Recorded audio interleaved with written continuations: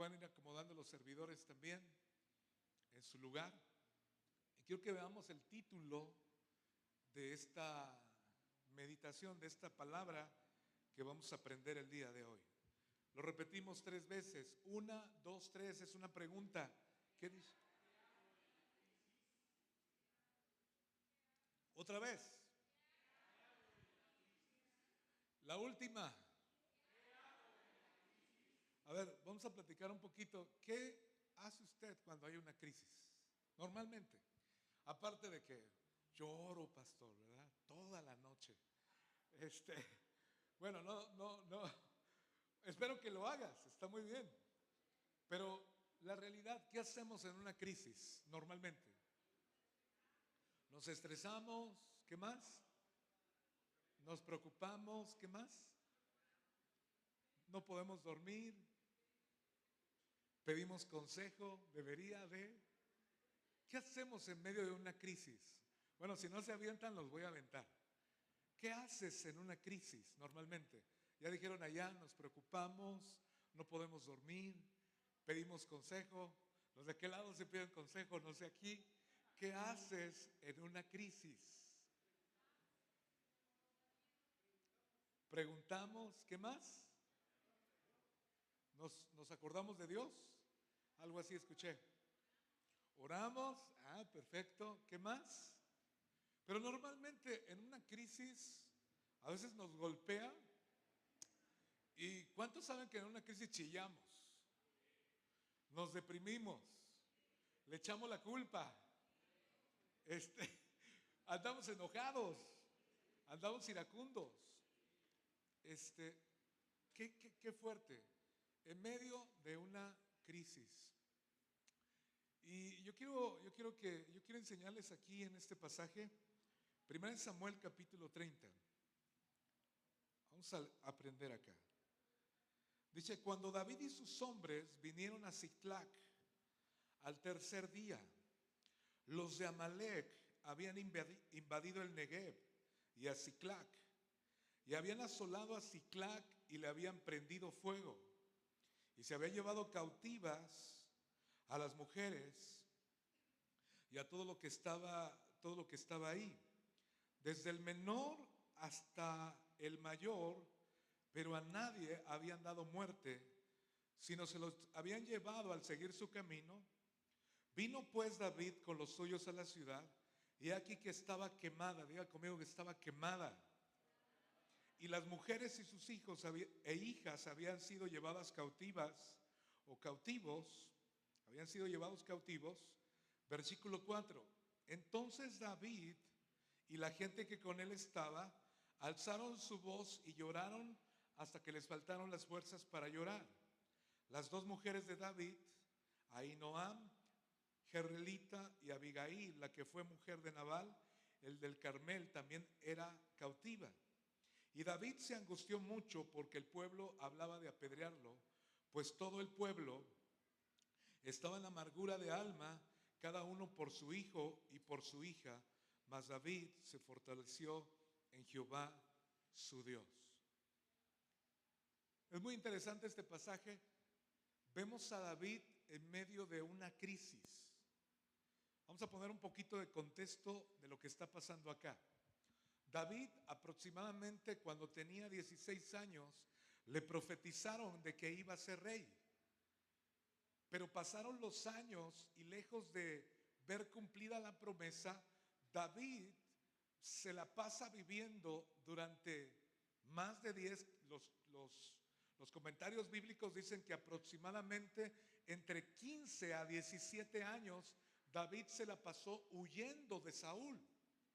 Entonces toda la vida de David era vivir en el desierto, vivir en cuevas, vivir en cavernas, huyendo, no por así decirlo, de Saúl, su suegro, porque su suegro lo quería matar. Si estudiamos el pasaje, tenía celo en el corazón Saúl, y por esa causa Saúl tenía el tema de andar persiguiendo a David. El contexto es que aproximadamente entre 15 y 16 años, David, lejos de estar en un palacio, encontramos a David en el campo. Encontramos a David huyendo, poniendo sus tiendas donde pudiera para poder huir de Saúl. Pero no solo eso, ahora David y sus hombres acaban de ir a una batalla y cuando vienen de regreso, dice que llegaron, ellos estaban acampando en Ziklag y cuando regresaron al tercer día, Amalek invadió Ziklag. O sea, estamos hablando de que 15 años de persecución y ahora agrégale a eso llegar a tu casa o llegar donde estás hospedado y que te encuentras tu lugar invadido y no solo eso, el lugar quemado y no solo eso, sino que tu esposa y tus hijos secuestrados por el enemigo. O sea, estamos hablando del peor día de David. Estamos hablando de que David está en el peor día de su vida. David está en una crisis tremenda, al grado de que todo el mundo está en angustia y está desconfigurado por la situación que están viviendo y están pasando. Entonces, si le ponemos en contexto todo esto, nos daremos cuenta que es el peor día de David. Ya conmigo, el peor día de David. Un poquito más fuerte, el peor día de David. Entonces encontramos que había sido invadido, había sido asolado y le habían prendido fuego. Y es ahí donde tú te pones a decir, pero ¿dónde está la promesa que recibí hace 16 años? Que yo iba a ser rey y lejos de estar en el palacio estoy huyendo y ahora no solo eso, me han invadido, me han asolado y se han quemado todo completamente. Imagínate la escena. O sea, fue la gota que derramó el vaso para agregar la ruina total de David. Si algo precioso tenemos nosotros como iglesia o como personas en nuestra familia. Pero ahora vemos a David que se habían llevado cautivas, dice el versículo 2, y a todos los que estaban ahí, desde el menor hasta el mayor, se habían llevado secuestrados a todos sus hijos. Hace muchos años, el pastor Alex nos contó de cómo los secuestraron, tuvo un secuestro express. Fue a Álvaro Obregón a predicar, regresó y el que iba a pasar por él no pasó, se le olvidó. Y se le hizo muy fácil agarrar un taxi ahí en el aeropuerto y cuando ya lo subieron dijeron, y iba bien, pero a las siguientes cuadras se subieron otros dos. Y le dijeron, ¿a qué te dedicas? No, pues soy pastor. Ah, te vas a portar bien. Y lo empezaron a golpear ahí dentro del taxi. Le sacaron su dinero, le robaron su maleta, le robaron su ofrenda que le dieron a Obregón, le robaron sus zapatos que tenía, que había guardado en la maleta. Todo le quitaron.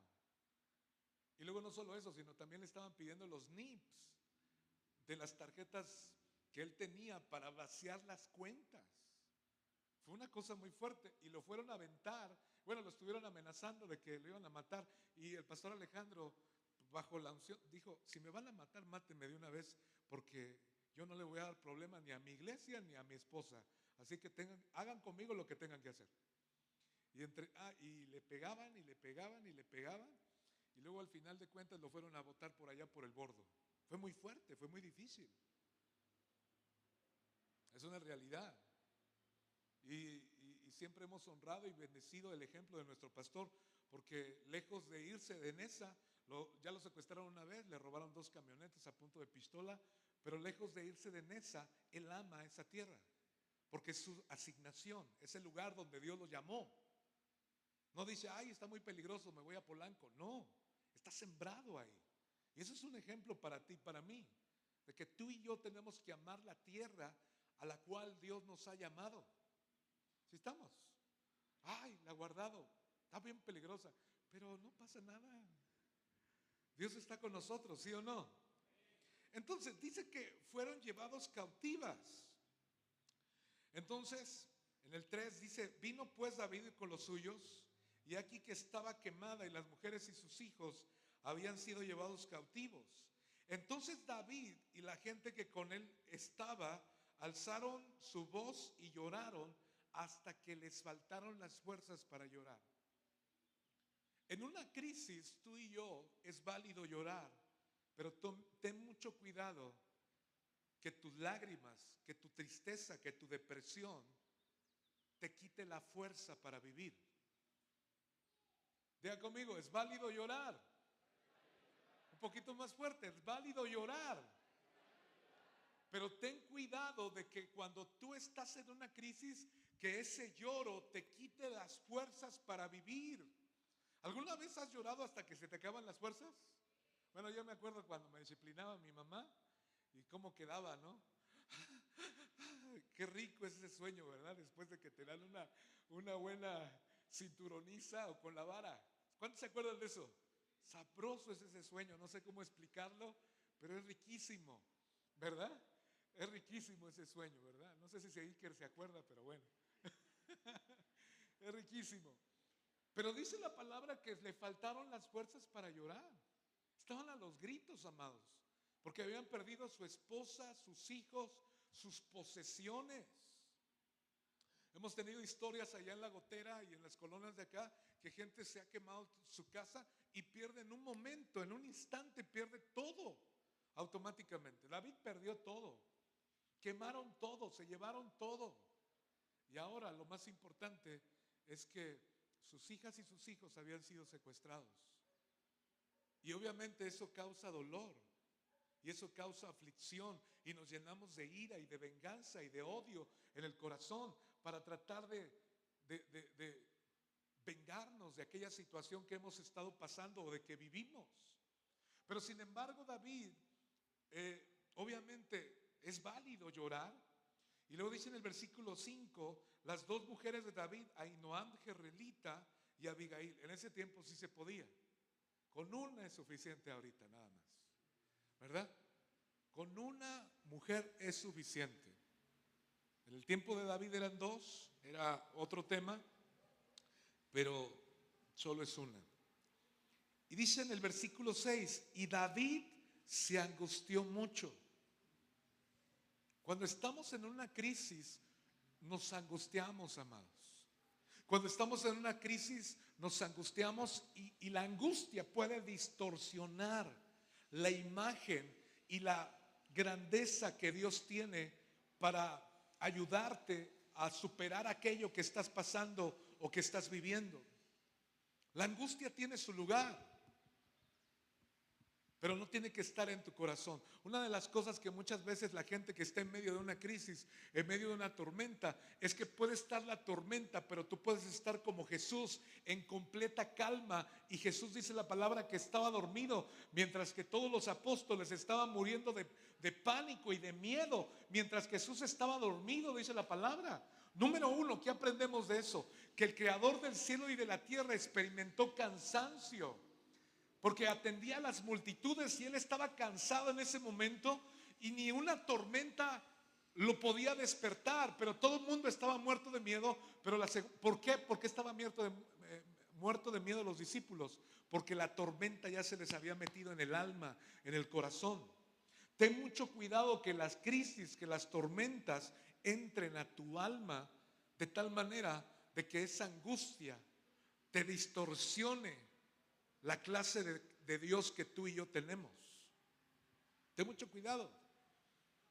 Obviamente escuchamos noticias, obviamente escuchamos diagnósticos que de repente nos pueden angustiar. Pero dice la palabra que David se angustió mucho porque el pueblo hablaba de apedrearlo. Agrégale otro poquito más. 15 años de andar huyendo. Fueron invadidos, asolados y quemaron todo. Y ahora los que estaban con David se voltean y quieren apedrearlo. Porque cuando estamos en angustia andamos buscando culpables. Ten mucho cuidado que la angustia te lleve a lastimar a tu esposa, a tu cónyuge, a tus hijos. Cuando estamos en angustia y en desesperación, hablamos no cosas muy buenas. Herimos, lastimamos con nuestras palabras. Y en este caso David ahora está experimentando que su ejército se le está volteando y ahora es culpa de David. ¿Era culpa de David? Pero así somos cuando estamos en angustia. Cuando estamos en angustia, no, es que mi esposo, pastor. No, es que el gobierno, pastor. No, es que mi patrón, pastor. Es que no llegué a la iglesia porque bloquearon, ¿verdad? Y no llegué a la iglesia por esto y aquello. Y si no encuentras algún culpable, pues le echas la culpa al pastor. Porque a alguien hay que echarle la culpa. Pero sabes una cosa, siempre me ha impactado esto. Se angustió mucho porque el pueblo hablaba de apedrearlo, pues todo el pueblo estaba en amargura de alma, cada uno por su hijo y por su hija. Angustia, lloro, angustia, amargura, todo eso lo que te... Una pregunta, ¿alguien ha estado en ese momento? ¿Alguien ha estado en esta situación? Levante la mano con confianza, estamos en familia, no pasa nada. Se te nota en la cara, así que levanta la mano, no pasa nada. ¿Sale? Levanta la mano. ¿Cuántos han estado en un encuadro así, tan terrible que tú dices, no quieres nada, no quieres ver a nadie, estás así en una actitud a la defensiva? ¿Sí o no? Ahora, ¿qué hizo David?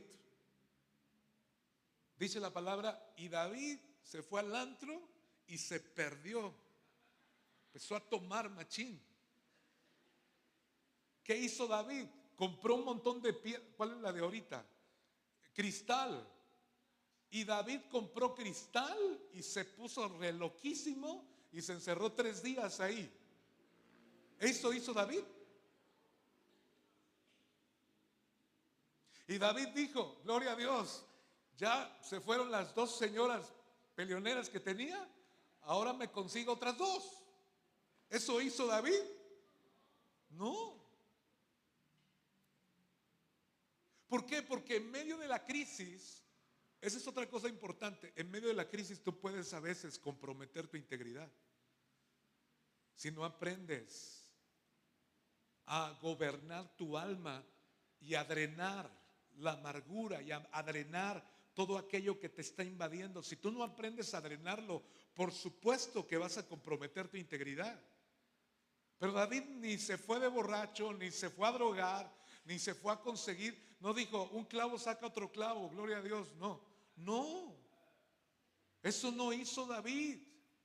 Lo que me impacta aquí en el pasaje, dice que estaban en la amargura de alma por su hijo y por su hija, y esto siempre me ha impactado.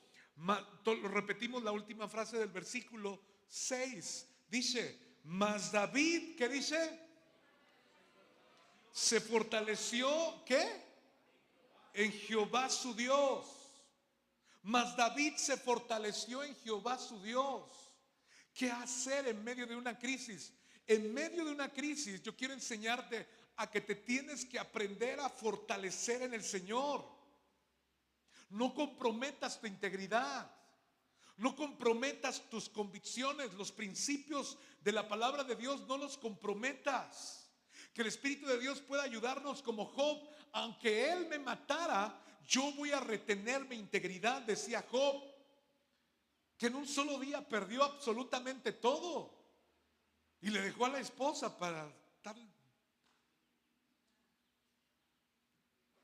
¿Todavía mantienes tu integridad? Maldice a Dios y muérete, le dijo la señora. ¿De dónde era? Entonces David aprendió a fortalecerse en el Señor. Y es lo que tú y yo necesitamos aprender en medio de la situación o la crisis que estamos pasando. Ahora, ¿qué fue lo que hace? Ponme el versículo que sigue, por favor. Se fortaleció y dijo David al sacerdote Abiatar, hijo de Ahimelech. Si me pueden apagar estas luces, ya me dio calor. Nada más que chequen la gráfica que les mandé porque no vayan a apagar otra cosa. Y dijo David al sacerdote Abiatar, hijo de Ahimelech, yo te ruego que me acerques el efod. Y Abiatar acercó el efod a David. Versículo 7, versículo 8. Y David consultó a Jehová diciendo, ¿perseguiré estos merodeadores? ¿Los podré alcanzar? Y él le dijo, síguelos porque ciertamente los alcanzarás y de cierto librarás a los cautivos. Cuando tú te pones, en este caso David se puso las vestiduras, era rey o iba a ser rey, pero se pone las vestiduras sacerdotales y consulta al Señor. Diga conmigo, consulta al Señor. Dios le da una palabra. ¿Cómo me fortalezco? Yo tengo como 3 cosas, pero me quiero recargar a la última. Pero antes de avanzar a eso, la palabra fortalecer, fíjate todo lo que significa, es ser valiente. Lo repetimos todos juntos. Ser valiente, conquistar, animar, apoderarse, empuñar, fortalecer, reanimar, reedificar, vencer, violento. Entonces, cuando tú y yo como hombres de repente andamos, no, ya no quiero vivir, me quiero morir, no estás fortaleciéndote en el Señor en medio de la crisis. Mas David se fortaleció en el Señor. Ahora, le tengo una noticia. El fortalecimiento es mi responsabilidad personal. Yo como pastor te instruyo con la palabra, pero tú tienes la responsabilidad de aprender a fortalecerte. No puedo yo fortalecerte por ti mismo. No puedo hacer tu devoción, orar, leer la palabra, ayunar. Pastor, ayune por mí, por favor. O sea, eso no existe. Si apenas yo lo puedo lograr, y es una guerra y es una lucha, ¿cómo yo voy a hacer tu devoción? ¿Cómo yo voy a fortalecer? Es una responsabilidad propia el fortalecernos en el Señor. Pero es más fácil deprimirse, es más fácil amargarse, es más fácil tirarse al mundo, drogarse, emborracharse y la que sigue. Eso es más fácil. Pero la realidad es que tú y yo tenemos que aprender a fortalecernos en el Señor y es mi responsabilidad. Diga conmigo, mi responsabilidad. En Efesios capítulo 6, versículo 10, allí está bien claro. Efesios 10:6 dice, por lo demás, hermanos míos, fortaleceos, ¿en qué? En el pastor. Así dice. ¿Cómo dice el versículo? Efesios 6:10. Efesios 6:10 a la 1. Escriba. Efesios 6:10 a las 2. ¿Sí está el escribano allá? ¿Qué dice? Pero en la 60. 1, 2, 3. Por lo demás, hermanos míos, ¿qué dice? Fortaleceos en el Señor. ¿Y qué más? Y en el poder de su fuerza. Pero ¿de quién es la responsabilidad? La responsabilidad es tuya. La responsabilidad es tuya de comprar tu TCD, de tener una vida de comunión, de que tú puedas consultar al Señor. ¿Para qué? Para que te puedas fortalecer y Dios puede hablarte una palabra, porque dice la palabra que se pone las vestiduras sacerdotales. El efod era una vestidura sacerdotal y consulta al Señor y Dios le da una palabra. ¿Perseguiré a estos merodeadores? ¿Los podré alcanzar? Y Dios suelta una palabra. ¿Cómo me fortalezco en el Señor? Escúchame, nos fortalecemos en el Señor cuando tú y yo somos poseídos por las promesas de Dios.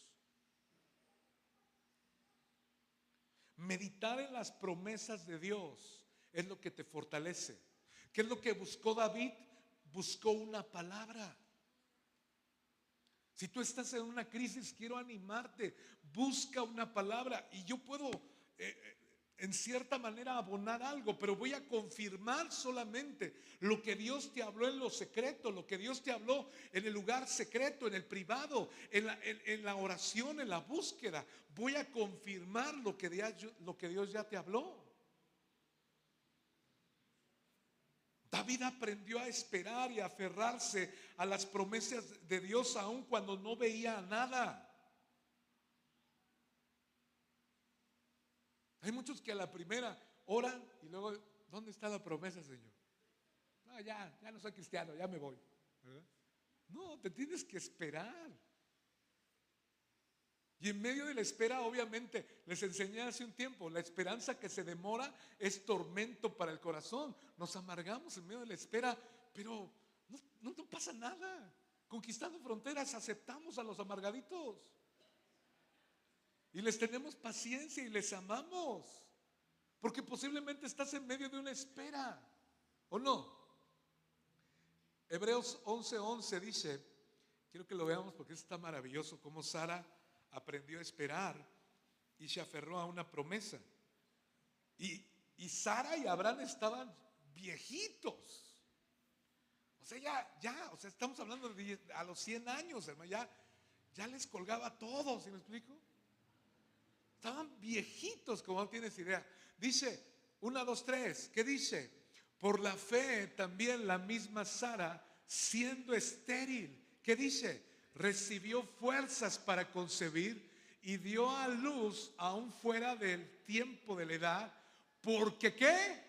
Porque creyó que era fiel quien lo había prometido.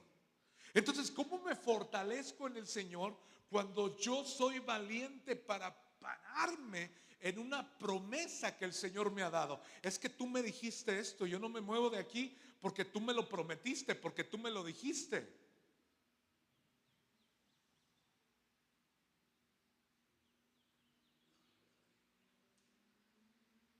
Segunda de Pedro 1:4. Me voy rápido, apúrense los de multimedia. Segunda de Pedro 1:4, por medio de las cuales nos ha dado preciosas y grandísimas promesas. Fíjate cómo Pedro menciona las promesas. Nos ha dado preciosas, diga conmigo, preciosas y grandísimas promesas, para que por ellas llegases a seis partícipes de la naturaleza divina, habiendo huido de la corrupción que hay en el mundo a causa de sus deseos, a causa de sus concupiscencias. Pero Dios te ha dado preciosas y grandísimas promesas. Yo tengo una pregunta: ¿has abrazado las promesas de Dios? Pero estamos tan atormentados por las circunstancias que a veces no vemos las promesas de Dios. Nos pasa lo que dice Isaías. Nos encontramos un versículo en Isaías. Bueno, una familia de San Pablo me compartió este versículo y me impactó mucho. Y yo dije, wow, ¿cuántos estarán así? En la NTV, Isaías 28, versículo 7 al 10. En la NTV. Si están apuntando, hermanos, traigo muchos versículos. Apunten, por favor. Sin embargo, ahora Israel es dirigido por borrachos.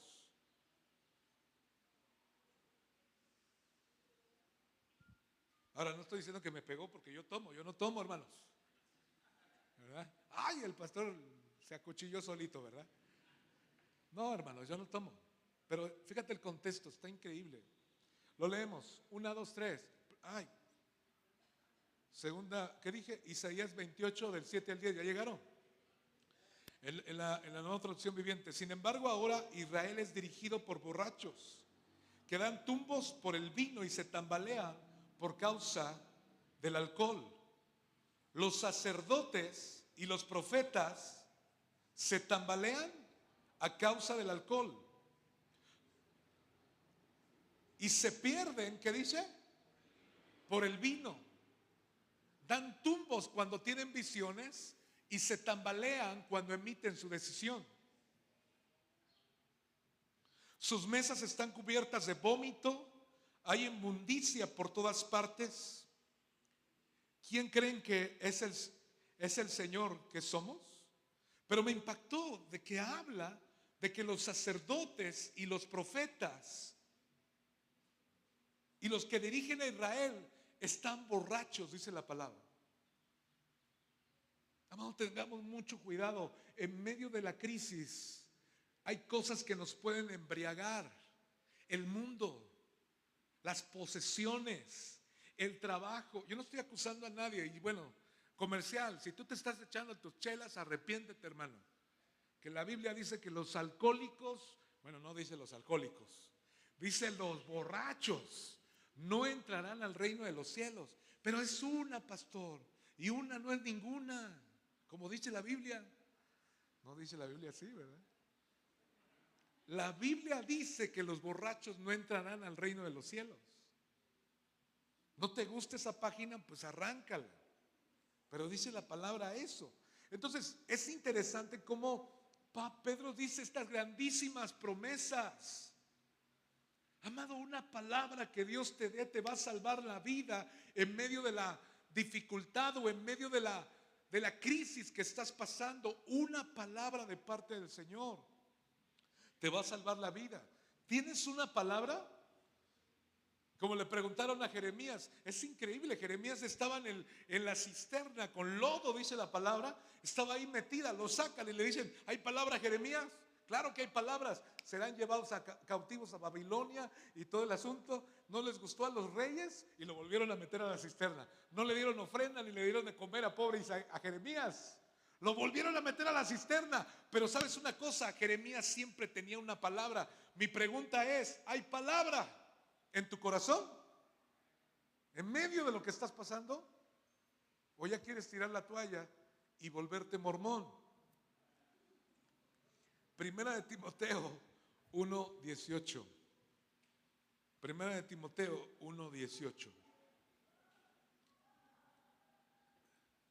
Primera de Timoteo 1:18.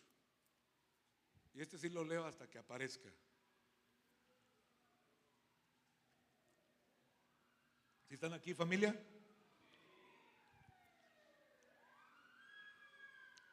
Este mandamiento en la 60. Este mandamiento, hijo Timoteo. Fíjate, esto que estamos leyendo acá es un mandamiento. Diga conmigo, esto es un mandamiento. No, los de acá también. Esto es un mandamiento. No se duerman. Este mandamiento, hijo Timoteo, te encargo que conforme las profecías que se hicieron antes en cuanto a ti, milites. ¿Dónde están los soldados? Milites. Por ella, ¿qué? La buena milicia. Las profecías, las promesas que están sobre ti son un arma de guerra. Son un arma de guerra. Yo me paro en lo que Dios dijo que voy a hacer. Yo soy lo que dice la palabra que yo soy. Yo tengo lo que dice la palabra que yo tengo. Yo puedo hacer lo que dice la palabra que yo puedo hacer. Entonces, cuando tú y yo botamos la Biblia y abandonamos las promesas, nos va a inundar todo lo que leímos de David. Vamos a andar chillando hasta que se nos va a acabar la fuerza, amargura, tristeza, desolación, angustia. Pero esto es lo que nos salva la vida. Siempre habrá una batalla. Yo he descubierto a través de los años que cuando Dios te da una palabra, se levantará una contrapalabra para contrarrestar, para romper, para querer robarte la promesa, la semilla que Dios te ha dado. Habrá una batalla por la palabra que querrá arrebatártela. Por eso dice la Biblia en la parábola del sembrador, que dice que cayó junto al camino, vinieron las aves y se llevaron la semilla. Siempre el enemigo querrá robarte una palabra. Yo tengo palabras muy clavadas en mi corazón. Yo estoy en San Pablo porque tengo una promesa desde hace más de 20 años que la vara reverdecerá. Desde hace 20 años.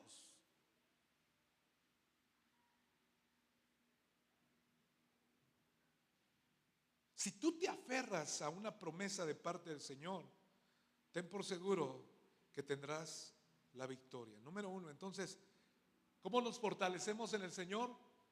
Que nos dejemos poseer por las promesas o por la palabra de Dios en nuestro corazón. ¿Qué es aquello que Dios te ha hablado? Voy a empezar a preguntar. ¿Hay palabra, Jeremías? Y si tú me sales que Inglaterra, que Noruega, que quién sabe qué, y no tienes una palabra, te voy a meter uno en el nombre de Jesús, con el amor de Cristo. ¿Cómo? ¿Estás más pendiente del fútbol y no hay una palabra, un depósito en tu corazón? Hermano, te tengo una noticia. Andas borracho espiritualmente y te andas tambaleando. Y como que hoy quieres levantar un negocio y a la semana que viene ya no quieres el negocio, ya lo odias y luego te vas a trabajar con un patrón y en esa semana te amargas con el patrón y la siguiente semana ya no sabes qué hacer y ya la tercera semana ya te quieres ir al norte. ¿De dónde vendrá mi socorro? Mi socorro viene de Jehová, no del norte. Toda la desestabilidad en tus crisis es por la falta. Dice la palabra, del buen tesoro del corazón saca el hombre cosas buenas. ¿Hay tesoro? ¿Has almacenado promesas? ¿Tienes una bitácora de promesas que Dios te ha hablado en medio de la crisis? Porque si no la tienes, amado, cuando estés en medio de la crisis vas a querer botar todo. Y puedes lastimar, herir gente en medio de tu crisis. Entonces, número 1, estar poseído de las promesas. Número 2, la otra cosa que nos fortalece, la segunda cosa es el cuerpo de Cristo.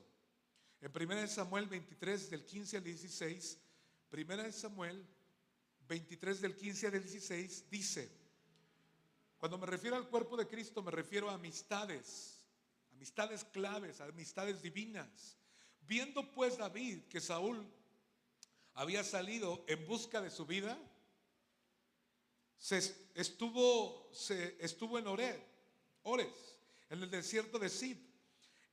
Entonces se levantó Jonatán, hijo de Saúl, y vino a David a Ores y fortaleció su mano en Dios. Vemos cómo Jonatán vino a fortalecer la vida de David en un tiempo de angustia, de crisis. Fortaleció su mano en Dios. Yo quiero animarte que busques amistades. Una de las broncas que tenemos con los hombres es que los 83% de los hombres se sienten solos y nos cuesta mucho trabajo abrirnos. Somos bien cavernícolas los hombres. Yo puedo solo. Y al rato que ya estás ahí en la bronca, tienes que externar. Que tengo odio, tengo resentimiento, estoy atacado de deudas, ya no aguanto a mi señora, necesito ayuda. O algo así, no sé. Todos así quietecitos, no dicen nada. Porque corre peligro su vida, ¿verdad? En las reuniones de hombres a veces, a mí me da risa porque vienen así más sueltos, ¿no? Hablan más. Y digo, ¿qué onda? ¿Verdad? Dice la palabra que se fortaleció su mano en Dios. Hombres, no cargues solo aquella situación, aquella dificultad. Ten mucho cuidado de querer agarrar la puerta fácil y quitarte la vida o a tomar decisiones extrañas o difíciles. Nos dolería mucho como iglesia que alguien tomara una decisión así. Reprendemos el suicidio, no lo aceptamos, amamos la vida y amamos al autor de la vida. Y déjame decirte una cosa, tu problema tiene solución. ¿Para qué te preocupas? Mi pastor dice, si tu problema tiene solución, ¿para qué te preocupas? Si tu problema no tiene solución, ¿para qué te preocupas? Ten cuidado de tomar decisiones equivocadas. Tu vida vale mucho. Y ten confianza de que alguien en algún momento te va a fortalecer. Los hombres les gusta caminar solos, pero la realidad es que no es tan bueno que tú y yo caminemos solos. Ok. Quiero terminar con la última cosa, cómo nos fortalecemos. Nos fortalecemos en el Señor cuando en medio de la crisis aprendemos a adorarlo. Yo te garantizo que cuando estás en una crisis y haces una pausa y levantas un altar familiar y adoras al Señor y le buscas, ten por seguro que las cosas van a cambiar. La realidad es que a nuestra carne no le gusta la alabanza. Le gusta más, ¿cómo se dice? Ay, pobrecito de mí, ay, estoy bien amargado, y echar la culpa y caminar como víctima. Pero realmente cuando adoramos, quitamos la nube de opresión y de depresión en nuestra vida. Cuando tú y yo adoramos, nuestra identidad como creyentes, nuestra identidad como discípulos del Señor es ser un adorador. La alabanza se convierte en una respuesta en nuestra vida automática cuando las tinieblas, la confusión y la depresión nos quiere abrazar. Ponte una alabanza, adora al Señor. Si ya tocas algo, toca algo, canta la palabra, adora, búscale con todo tu corazón. Escúchame, es una respuesta. Pastor, ¿usted tiene dificultades y crisis? Claro, pero no me dejo. ¿Qué pasa? La opresión y la depresión y la oscuridad quieren venir a envolverte. Y yo lo he notado, a veces domingo en la tarde o cualquier otro día, porque no tiene un día para visitarme esa cosa, pero yo siento que es como una invitación, te toca en el hombro y depende de mí si yo me dejo o no me dejo. Y muchas veces me he tenido que levantar, estamos viendo una película, vamos a caminar, vamos a hacer otra cosa, me voy a correr, escucho alabanzas, leo la palabra, busco maneras de fortalecerme en el Señor. No me dejo. No, pero hay unos que viene aquí la opresión y la oscuridad. Ay, qué bueno que llegaste, te estaba esperando. Abrázame, nadie me quiere. Lejos de reprenderla en el nombre de Jesús. Y yo quiero felicitarlos, casi no los felicito, pero ahora sí los voy a felicitar. Ha estado cambiando la alabanza en la iglesia. Vuelvo a repetir, ha estado cambiando la alabanza y la actitud de la iglesia. Gracias a Dios.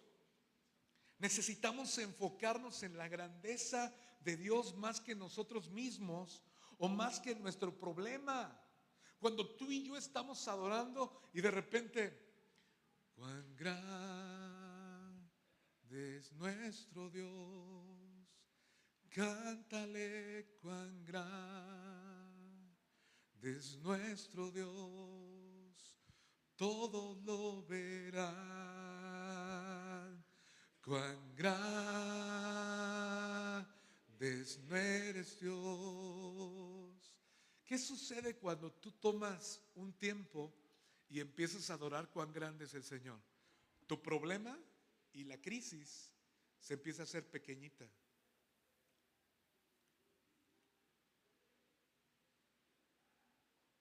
Por eso la importancia de que tú adores en medio de la crisis. ¿Cómo nos fortalecemos en el Señor? Con las promesas de Dios que nos posean, con amistades genuinas. Y número 3, cuando tú tienes una vida de adoración pública y privada también. Pero canto horrible, pastor. No importa. No estoy entonado, pastor. No pasa nada. El punto es que tu corazón se eleve y reconozca la grandeza y la clase de Dios que tú y yo tenemos.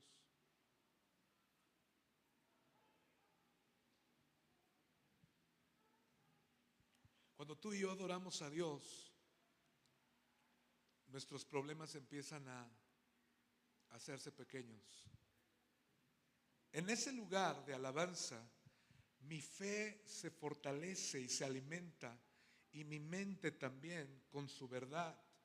El Salmos capítulo 22, 13 dice: pero tú eres santo, tú que habitas entre las alabanzas de Israel. Quiero que lo pongas, Salmo 22, 3. Ayúdame, Hugo. Pati también. Bueno, todos los de la alabanza, vénganse. Salmo 22, 3. Si están, quiero que lo veamos. Los de la alabanza, vénganse.